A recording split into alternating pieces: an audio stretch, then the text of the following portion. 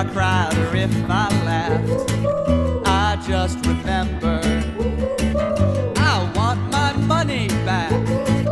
I can't remember if it sucked or if I had a blast. All I know is at the end of the show, when the credits rolled, it said FilmtopiaCast 3000.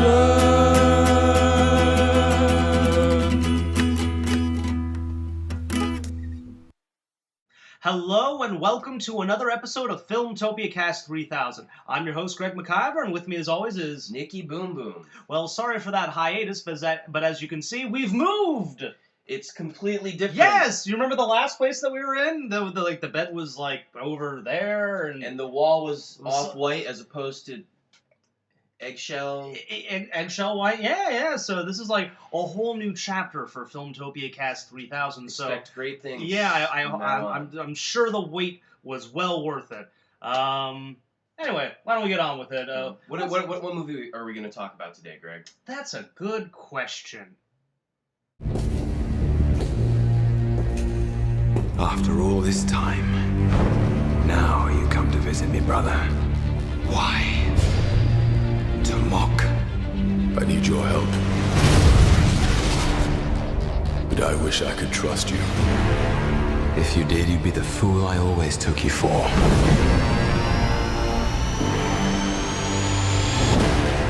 That's right, we're going to be talking about Thor 2, Thor the Dark World. Thor into darkness of the Thor, world. yes, Thor into the darkness of returning. Thor, the World of Darkness 2. World War Thor. Thornton Wilder?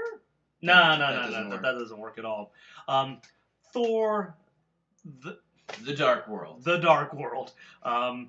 Basically, this movie is picking up where the Avengers left off, and we see that Loki has been returned to Asgard to face Asgardian justice, and an evil enemy from the past in the form of Malekith returns to wreak havoc upon the 9 realms, and Thor must team up with his brother in order to stop him, and there's betrayals, and there's comedy, and Captain America, and all sorts of things thrown into the mix. It's a lot of stuff happening in this very exciting sequel, at least exciting to some.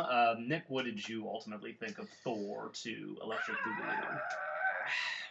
I was a little lukewarm on Thor 2. It's not that I did not enjoy it. It's a Marvel movie. I'm almost guaranteed to enjoy it, and there are definitely things I can point at and be like, no, I like that. I like that. Yeah. For example, Hiddleston always kills it. It's always great to see his Loki. Mm-hmm. Hemsworth as well. Yeah, I think he's very good as Thor. Pretty much everybody just reprising their stuff is always a great experience in terms of these movies and in terms of this cast from Thor 1. Right. Love Natalie Portman since I was like 13 years old, so I have no qualms with that. She's a cutie. So what's the problem for me? I felt like the climax was a little bit muddled.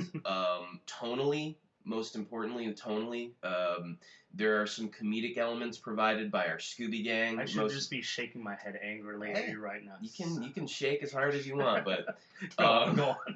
But most notably by the lovely Kat Dennings, who then she talks and sometimes it's not so lovely. You okay? You gonna have a conniption? This was a fine movie, and don't listen to a damn word he says. No. So your big problem is tone. Then it seemed to be an imbalance of tone, and yeah, we get for my money, we get a little too much of the Scooby Gang, as I will be referring to them. Right. Which if you don't know, includes a very naked Stellan Skarsgård. Very naked Stellan Skarsgård. Natalie Portman, which is Kat fine. Dennings, and why couldn't Natalie Portman and Kat Dennings been naked in this movie? Well, I'm just saying. I was hoping for Thor 3. Well, this is true. And then a nameless intern. Oh no, his name is Ian. Yeah, but that's the joke. You remember his name? Oh yeah, that's the joke. It's a really unfunny joke that they keep bringing back. I'll admit it. It's an unfunny joke, but whatever. It's like, he's the intern. My name's Ian. So, I disagree with him. I think that the humor works really well in Thor 2 Electric Boogaloo. I think it's a very nice balance. Because, I mean, we kind of had that with the Avengers as well in the climax. I mean, they were still making jokes and such. throughout that. I think the climax in that is a lot longer and bigger, so they're definitely more spread out. Mhm. This is a more contained climax, so it seems like they're getting bunched up. But I don't know. I think it works. I mean, I think the movie establishes a lighthearted tone at the beginning with. I mean, this is going to be a fun adventure movie. We're not trying to be Christopher Nolan dark here or anything like that. And I think with that being said, the humor of the movie works. Now I agree with you. Yes, you do get a lot of Kat Dennings in this, and she's a lovely lady. And obviously, what is it? Two Broke Girls is the greatest show on television right now. Obviously, it's high art. He doesn't like that show. No, we do get a lot of her, and she is talking a lot, and I think what is coming out of her mouth are jokes. I don't know, like I found her kind of annoying in the first Thor, which I very much liked, by the way. I love the first Thor. Yeah, it's it's a fantastic little fantasy movie. I found her annoying in that too, and I think I just sort of developed a way to sort of tune her out. She sort of became background noise, and so I didn't honestly mind her very much in this. I mean, she does pop up a lot, but she's got a pretty face, and I didn't really pay attention to what she was saying. So I was fine with it. I was fine. Wow, that's the most chauvinistic thing I've ever said. She's fine as long as you ignore her. Is Greg McIver's ringing endorsement of Kat Dennings in the Thor. It's my ringing endorsement of Thor too. Yeah. Just don't pay attention to what anybody says, and it's pretty to look at. Yeah. No, that was very insensitive of me to say, but no, she's not funny. But again, I kind of ignored it, and everything else worked fine because what really works in these movies is the fact that they've always had these movies have really good jokes, and the timing with the jokes is what makes them work, at least for me. Really? I so disagree. At Really? least with this movie, it was like, Really? yeah, I disagree with you in terms of the tone they set up at the beginning. The tone they set up at the beginning was, there is an element of lightheartedness to it, but Yeah. there's an epic tone that they establish in the first, before we even see any human characters. Yeah. We're getting a big war between the Asgardians and the Dark Elves. Yeah. But, One race is being wiped out entirely, by the way. And you get this. They set the stage for this climactic, possibly universe-ending battle, which Yeah. is what we get in the climax of this movie. And so you get things ramped up to that level of okay, this is for the fate of all of the universe. And then you get fart jokes in your ear left and right, and it's like... There's not one fart joke Yeah, in this might as well movie. Might as well be dick and fart jokes I'm left and sorry. right. Did you have a problem with Lord of the Rings? Because they set up an epic, fantastical, at the beginning of those Yeah. movies, but then you've got Legolas and Gimli blah, blah, blah, blah, blah, blah, blah, blah. A lot of those, which I didn't find funny at all. They weren't deal breakers for me, but... A little of that is fine, though. If it's a moment that I can just kind of go and move on from. But in this, it was it interfered with the tone of the climax for me. I didn't think the tone of the climax was all that. See, I mean, yes, worlds are at stake, darkness Yeah. shall overcome. The Nine Realms are at stake. Yeah, but it's set And up... I never really got too many... I got more moments of, Kat Dennings or Natalie Portman, saying something goofy and, teleporting someone somewhere than I did of Malekith and Thor locked in Mortal Kombat. I think that... don't think they were going for, a... things are at stake, type of feeling at the end of this movie. Certainly, they weren't going for that in the Avengers. I mean, when the aliens invade New York... I totally got that in the Avengers. Really? Yes! There's a comment here, a comment there, but I guess Joss Whedon's better at balancing that with the action. I mean, he is good and at... with the stakes. I mean, he is, for 95% of the times, he is really good at balancing that. Because you got tension, you got suspense. There's, the beginning, before some of the big guns show up, it's oh man, we're not really winning. Then they start to turn the tide, Yeah, and then it's all right, we're winning, but a nuke is on the way. There's great tension within the individual little battles that are going on and stuff. I will agree with that. But what was overall happening, though, the invasion of New York, was, I don't think we were meant to be oh my God, it's begun. It's more to be cool, which is fine. I mean, it's a very cool type movie, but Mhm. it wasn't it wasn't on the edge of my seat my God, are they going to get to it in time? Because I don't think that's the feeling that they were going for. They were going for there's this is really action-packed and entertaining, and I'm loving everything that I'm seeing, but I don't think they were just like... Maybe that's what I'm talking about then, because I didn't get that feel from Thor 2, though. From Really? The climax of it. No. I guess, I don't know, maybe it's just we might have to agree to disagree. Let's move on to another aspect of the movie. Because we're I'm focusing a lot on the climax right, and kind of dancing around things, trying not to spoil. I'm not saying this movie is perfect, but far from it. It's got I'm not either. Yeah, it's got some problems to it. Tone is not one of them, at least for me. For me, it's really the world building I have a problem with. Alan Taylor from Game of Thrones directed this movie. Alan Taylor directed several episodes of Game of Thrones, and he promised when the movie was coming out that this movie is gonna be more immersive in regards to the other worlds other than Midgard or Earth for you laymen's out there. We're gonna get immortals. we're gonna get more time in Asgard. We're gonna get more time in these other realms as well, and you're really gonna get a sense of identity. And we don't. We get more time in those worlds. You do spend a lot more time in Asgard than you did in the first movie, and you do get to see some other worlds, but none of them felt really fleshed out. I mean, it's just like, we're here on this world for a few minutes. They dress differently than the Asgardians and the humans. Bye! It's like, you don't get a sense of, culture. I mean... No, not at all. Other than the fact that one place is apparently where all Asians come from. Yeah, Vanaheim from the beginning is just populated by Asian characters, and so that's like Asian Asgard, I guess. And in fact, Tadanobu Asano, who plays... I forget the character's name, but he's one of Thor's three or four little compatriots. He's from the Asgard. Asian one. He's the Asian one that wields the axe. That's where he's from, apparently, and at the beginning, he just kind of stays there. He, goes there and never returns. He returns very briefly at the end to look off glance off, Yeah. And then that's it, but... so there was... You get that. You get, obviously, Midgard and Asgard. You get the Dark Elves' homeworld, which is just decimated because they're wiped out at the beginning. What world do they come from again? I don't know how to pronounce it. The Dark World? Sveldenheim. There's definitely an SV at the beginning of it. Sveldenheim? Sounds like something that the chemist from Family Guy. Oh, Sveldenheim! And then you get Jotunheim, the ice giants world, which they're all pretty much dead too. So you get two desolate worlds. One world of Asian people, and then Asgard, which we've kind of seen before. Yeah. But we don't really get too much more information on. I don't know. I felt that was a little bit of lacking. So I mean, it's in the first Thor, the World of Asgard. I mean, really all you got was window dressing, and this it's still window dressing. You just get to look at it longer. So I have a problem with that.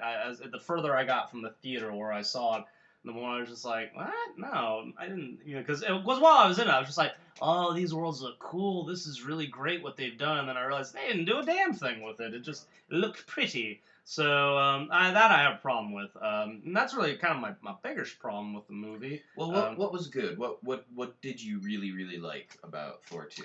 Well, again, like you sort of said at the beginning, all of the characters are very, very entertaining, and, I don't look at this as like Shakespeare or high art, this is a fun movie that I can go into and enjoy. It's not pretentious, it doesn't reach for the stars and try and be something that's not like Iron Man 3. It is its own simple little thing, and it doesn't talk down to the audience. So whereas the humor in a Michael Bay film I find incredibly offensive. I think maybe you got a little bit of that towards the end of this one, but generally speaking, the humor in the Thor movies I find are much more well done than the humor in a Michael Bay film. So. Because again, I think it's all about timing. They know when to do the jokes, and when the joke is executed, it's done with some finesse to it. There's real art behind it. As in Michael Bay, it's just like what you were saying before about Kat Dennings. It's just fart joke, fart joke, fart joke. Well, except in a Michael Bay movie, it's like racial caricature. Yeah. Racial caricature making a fart joke in an inappropriate time. And then I have no idea what's going on because the action is so jumbled up and every CGI thing looks like another CGI thing. Yeah. At the very least, things are clear in this movie. Tom Hiddleston is sort of he's sort of, aside from Robert Downey Jr., he's sort of like the champion that has arisen from this Marvel universe. It's always great watching as Loki. Yeah, he's gotten very popular. Now, I don't like to toot my own horn, but I was saying when the first Thor came out that, Loki was the greatest comic book villain, cinematic comic book villain to come along since the Joker, whether that be Jack Nicholson's or Heath Ledger, because I like both of those Jokers equally. And everyone else was like, really? I don't know about that.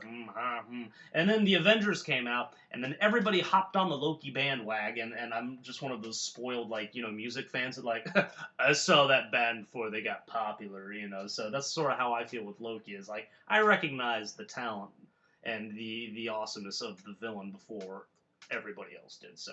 That's fine, but So let's not fuck you. pretend, let's not pretend like Loki was playing a dive bar in the Lower East Side or something. Yeah, You just happen to see him, and you recognize in that kid. No, I get you though. These movies of again, they're the fact that they don't really talk down to the audience and treat them like children has always been something that I've appreciated. Now I like Thor: The Dark World. Again, I didn't love it, but I thought it was very entertaining.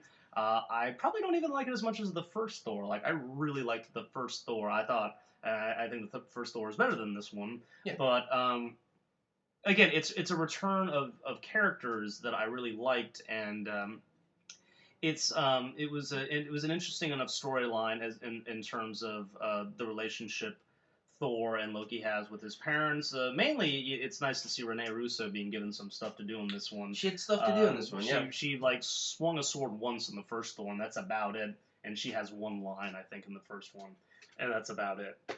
In this one, she's got a little bit more stuff to do, which is very nice. And she's got a more significant role in terms of the story. Absolutely. As well. So I sort of appreciated that.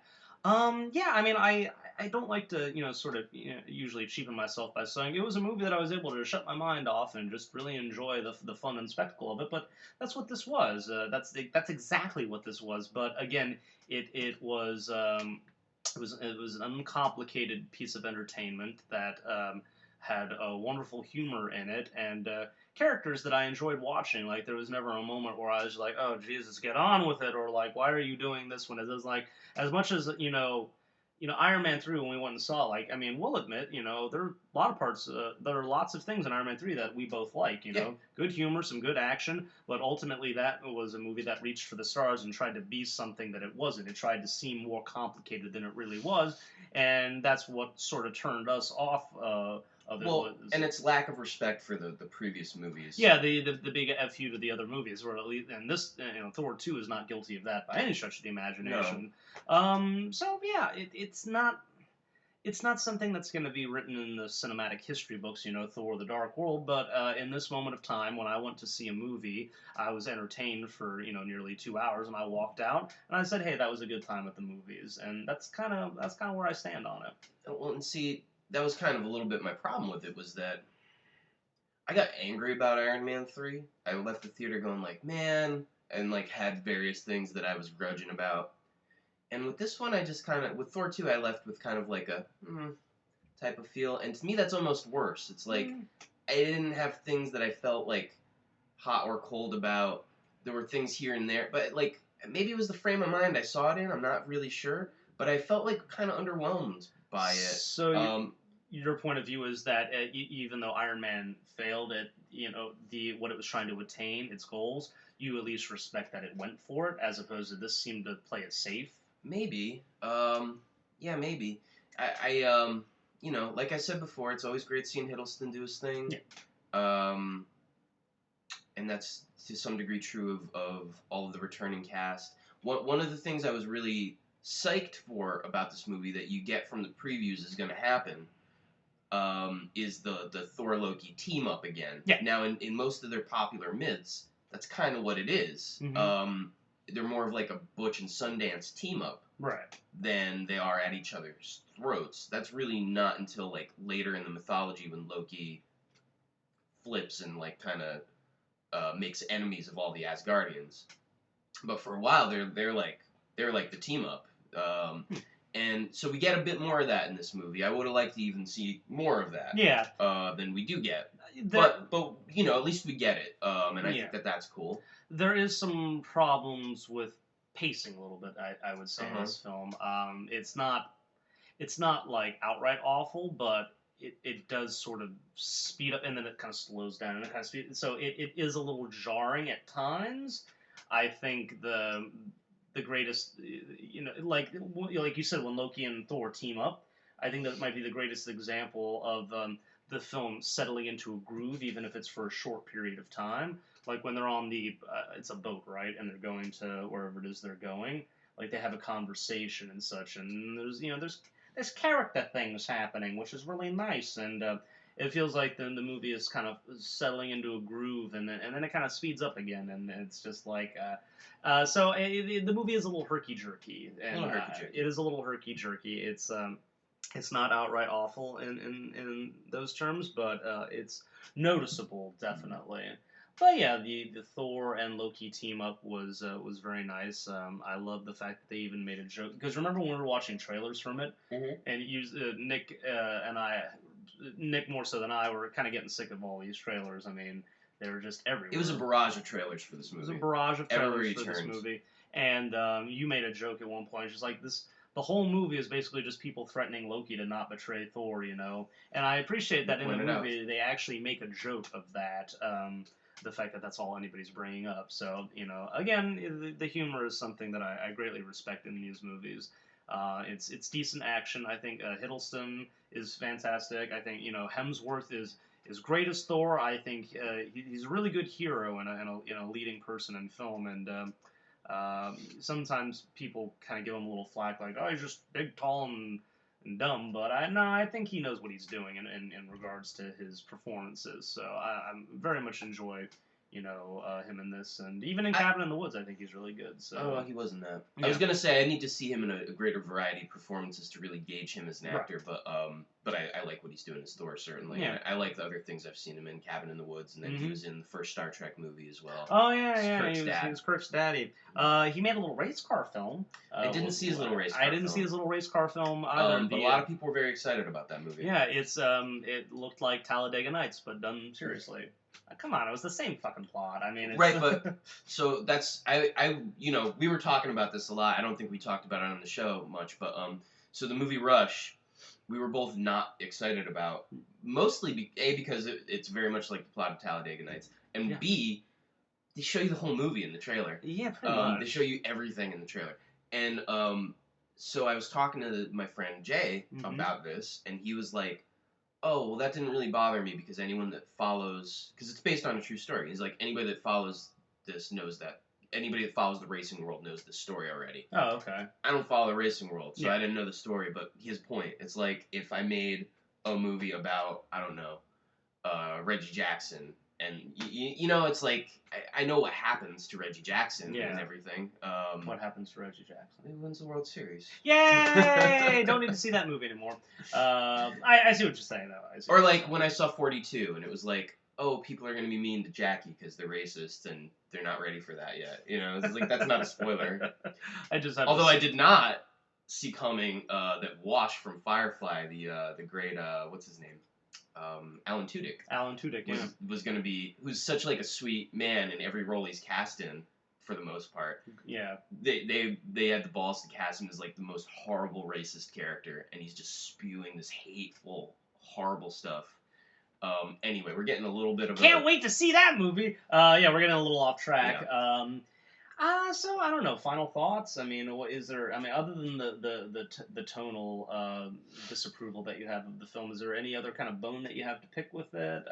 My biggest bone to pick with it is that I just have a meh feeling about it. It was like, it was fine. Like there was an adequate degree of action and humor and all of the spectacle that I like from a Marvel movie. Yeah. I have nitpicky things that I don't want to like. Maybe we should have declared spoiler time at some point, but it's a little too late now. I'll throw something up at the beginning of the thing. Yeah, we didn't spoil anything, I don't think. I'm saying, like, there were things I would like to talk about in terms of, like, oh, I didn't buy this or I didn't buy that. But we should probably not talk about the little after credits thing then. Right. So, you'll have to see the movie in order to figure out what we're talking about. So I guess just in general, my problems are, like, a little bit of tonal imbalance, What you said about world building. Yeah, world building is lazy. How they really just shove Asano off to the side and go, all Asians come from Vanaheim. Bye! Um, Oh, what's that in the distance? The end. I thought he was going to jump back into the fray, actually, and kind of help him out. But, that would have been cool, but Nah.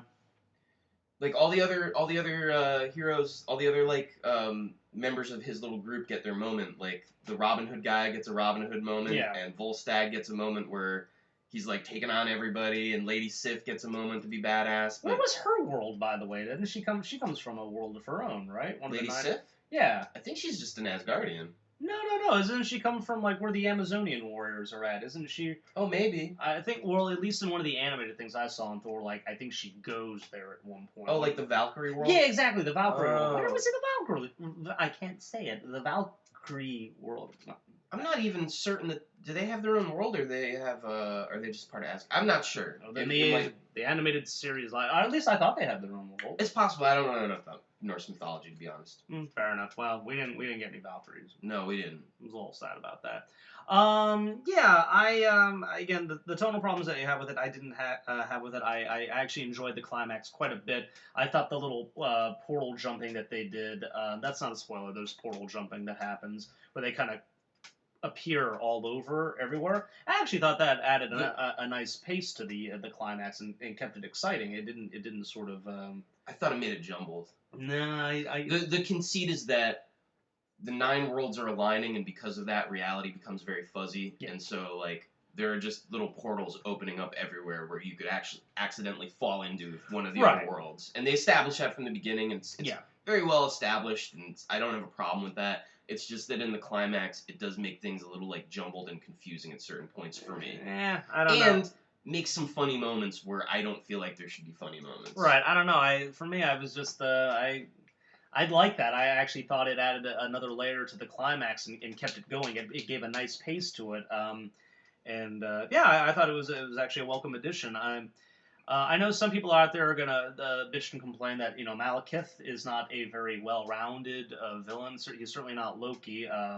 Played by the Doctor. Played by the Doctor, the Ninth Doctor, Chris Eccleston, who must have been so bored because his face is just caked in makeup, and they dub his voice with a monster voice, so he really has nothing to do other than move around. His facial expressions are there, but it's just evil constantly. So a very bored Ninth Doctor, and I'm actually willing to kind of forgive that because, if you don't have anything complicated or anything intelligent to do with your villain, then I'd rather him come off as more like a force of nature than anything else, and to me that's what he comes off as. So I was kind of okay with Malekith. It was a nice little I was gonna say MacGuffin, but I don't know if that really works for here. It was a nice obstacle for Thor to overcome.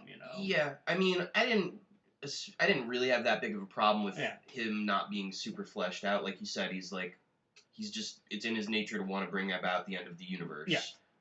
Which is not the same as his character in the comics, but that's fine. It's like, if that's what they want to do with him here.